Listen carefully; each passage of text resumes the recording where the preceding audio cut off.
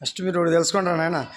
First మీరు మిమ్మల్ని కాపాడుకోండి, మీ వంశాలని, మీ పిల్లల్ని, భార్య పిల్లల్ని. ఎందుకంటే వీరభద్రుడు వచ్చినాడు, ఆల్రెడీ కర్మ సిద్ధాంతం నడుస్తుంది. మానవ జాతి గతి లయ తప్పిపోయింది.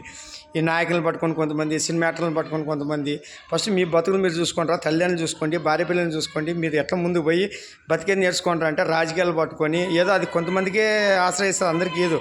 మనం ఓటేసి మన బాధ్యత మనం చేసుకోవాలా, సొంతంగా పనులు చేసుకోవాలా, వృత్తి ఉన్న వాళ్ళు కుల వృత్తి చేసుకోవాలా, ఏదైనా పనులు ఉన్న వాళ్ళు ఉద్యోగాలు చేసుకోవాలి. అంతేగాని దానికి ఏదో లోతుకు పోయి ఏదో మా దేవుడు ఆడిచ్చే ఆడేది శివుడు.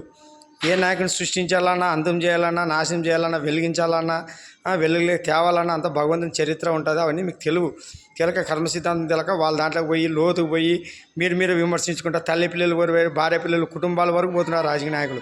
ఆడోళ్ళ జోలికి అసలు పోకూడదు. ఆడోళ్ళ జోలికి పోతే సీమలో ఏమంటారు తెలుసా, రాయలసీమలో ఏమంటారు తెలుసా, సీమ గొజ్జ అంటారు. ఆడోళ్ళ జోలికి ఎప్పుడు పోకూడదు, తప్పు. మీరు పోరాడండి. మొగలు ఆడోళ్ళు ఇంటి జోలికి ఎందుకు పోతారా నాయన? ఏ పార్టీ నాయకులను కూడా ఇట్లా చెత్త పనులు చేయొద్దండి. రాజకీయాల వరకు చూసుకోండి. దీంట్లో రాజకీయాల్లో నీతి నిజాయితీ లేనే లేదు. ఇప్పుడు చూసినాం కదా, శ్రీకాళహస్తి నియోజకవర్గంలో ఇప్పుడు వాళ్ళు జనసేన తరపు నుంచి కోట వినేత దంపతులు సస్పెండ్ అయినారు. వాళ్ళు ఎక్కడ ఉద్యోగాలు చేసుకుంటుంటారు. ఇప్పుడు రాజకీయం అంటే ఇట్లుంటుంది. ఇట్లా రాజకీయాలు మీకు అవసరమా?